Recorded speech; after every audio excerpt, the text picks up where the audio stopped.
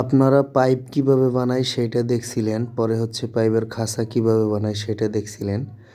Rod unload করা দেখছিলেন। আজকে দেখবেন যে পাইপ কিভাবে বড় গাড়িতে লোড করে। তো এটা হচ্ছে মোবাইল ক্রেন দিয়ে আপনার পাইপ লোড করা হইতেছে বড় একটা গাড়িতে। সম্ভবত এটা 22 চাক্কার গাড়ি হবে। তো এইটার পাশে আরেকটা গাড়ি, ওইটায় হচ্ছে আপনার সবকিছু উত্তোলন করতেছে এবং ওয়ার্কাররা খুব সাবধানের সাথে এই কাজটা করতেছে। যদি এদিক ওদিক হয়, যদি কোনো কারণে পইড়া যায় তাহলে দুর্ঘটনা হওয়ার সম্ভাবনা আছে এবং পাইপও ভাইঙা যাওয়ার সম্ভাবনা রইছে। তো আপনারা দেখেন কিভাবে এটা হচ্ছে গাড়িতে লোড করতেছে। এটা যেইখানে নিয়ে যাবে ওইখানে হয়তো কাজ চলতেছে, তার জন্য নিতে আসছে।